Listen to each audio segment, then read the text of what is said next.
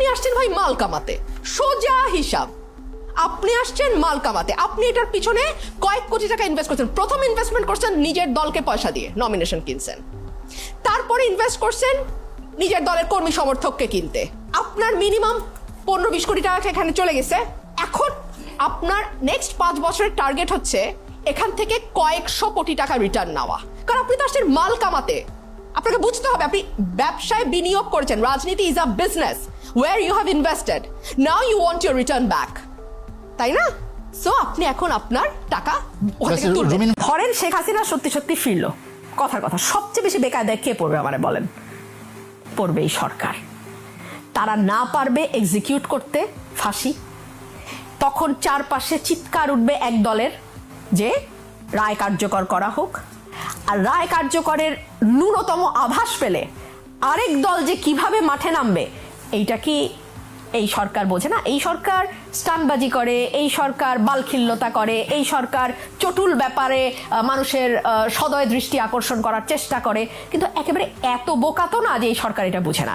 তো শেখ হাসিনা যদি বাংলাদেশে এই মুহূর্তে আসে, বা এই বছর, এই মুহূর্ত মানে এই বছর, আমি দুঃখিত, এই বছরের মধ্যে ফেরে, বা যখনই ফিরুক, বিএনপি যদি ক্ষমতায় থাকে, তার চেয়ে বেশি বিপদে আর কেউ পড়বে না। বাংলাদেশের দুর্নীতিতে টপ মোস্ট পেশা দুটো কোনটা?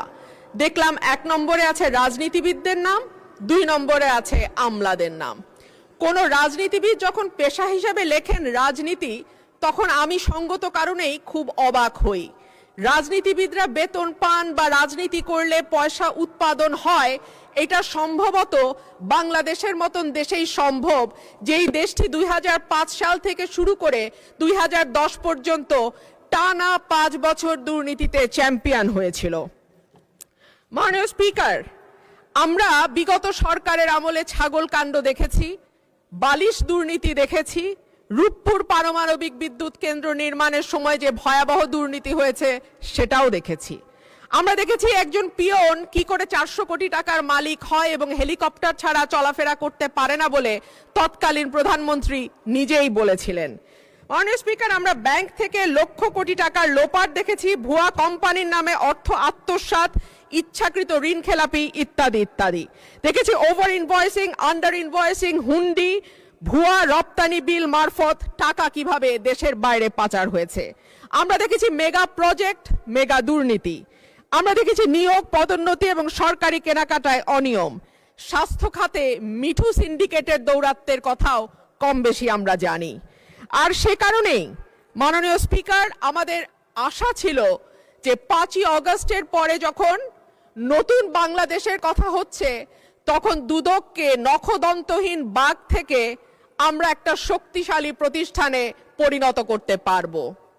আপনি যখন ক্ষমতায় থাকেন এবং আপনি জানেন যে আপনি আসলে লুটেরার অংশ, টাকার ভাগ আপনার পকেটেও আসে, আপনি কোনো ব্যবস্থা নিতে পারবেন না, তখন আপনার সামনে অজুহাত তৈরি। একবার মনে আছে আমাদের শিল্প প্রতিমন্ত্রী একটা সাক্ষাৎকার দিয়েছিলেন গণমাধ্যমে, সেখানে তিনি বলছিলেন যে খাদ্যমন্ত্রী কি করে চালকল থাকে, চালকলের মালিক হওয়া এবং একই সঙ্গে খাদ্যমন্ত্রী হওয়া, এটা তো হতে পারে না, এটা তো কনফ্লিক্ট অফ ইন্টারেস্ট। বাংলাদেশে প্রতিদিন 7 কোটি কেজি চাল লাগে, 1 টাকা যদি বাড়ে আপনি 7 কোটি টাকা একদিনে তুলতে পারবেন। একদিনে যদি 7 কোটি টাকা তোলেন তাহলে আপনি 30 দিনে তুলতে পারবেন 30 × 7 210 কোটি টাকা। আর যদি আপনি 365 দিনে তুলতে চান, দেখবেন ওটা 2500 কোটি টাকা। সুতরাং এই যে বিরাট একটা ব্যবসা, এবং চালকলগুলো না বড়, যে যারা চালের বাজার নিয়ন্ত্রণ করে, এইরকম চালকল হাতে গোনা কয়েকটা, তার একটার মালিক হচ্ছে খাদ্যমন্ত্রী। দাম আপনি কি করে ইয়ে করবেন? তেলের দাম বাড়ানোর পরে দেখা গেছে 7 দিনে 1500 কোটি টাকা তেলের কোম্পানিগুলো বাজার থেকে তুলে নিয়েছে। ভোক্তা অধিকার সংরক্ষণ পরিষদ এই পরিসংখ্যান দিয়েছে, একটা ব্যবস্থা নেওয়া হয় নাই। সরকারি পরিসংখ্যান, ভোক্তা অধিকার তো সরকারি সংস্থা, তারা বলছে 1500 কোটি টাকা 7 দিনে তুলেছে, ব্যবস্থা নেওয়া হয়নি। ডিমের বাজারে কারসাজি, কোনো ব্যবস্থা নেওয়া হয়নি। সুতরাং আপনি চালের দাম বাড়ায় বলেন, ডিমের দাম বাড়ায় বলেন, কিংবা আপনি তেলের দাম বাড়াবেন, আপনি কোটি কোটি হাজার হাজার কোটি টাকা এখান থেকে লোটেন, এই টাকা যায় টপ পর্যন্ত, তারপর কেন ব্যবস্থা নেবেন? ব্যবস্থা নেবেন আপনি। এইবার মন্ত্রী হওয়ার পর দেখলাম প্রতিমন্ত্রীরা প্রধানমন্ত্রী গাড়ির পিছনে দৌড়ায়। বেশ, মানে আমি 3টা প্রতিমন্ত্রীকে দেখছি প্রধানমন্ত্রী গাড়ির পিছনে দৌড়াতে। মানে মন্ত্রী হতে হলে যদি আত্মসম্মান বোধ বাদ দিয়ে এখানে নামতে হয়, খোদা যেন আমাকে বাংলাদেশে কোনোদিন মন্ত্রী না করে।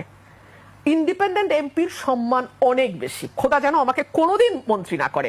যেখানে আমাকে একজন ব্যক্তির গাড়ির পিছনে, টিসিবির ট্রাকের পিছনে দৌড়ানোর মতন অভাবী মানুষের মতন আমাকে দৌড়াতে বাধ্য করে। আমি এর চেয়ে খারাপ ভাবে আর কিছু বললাম না।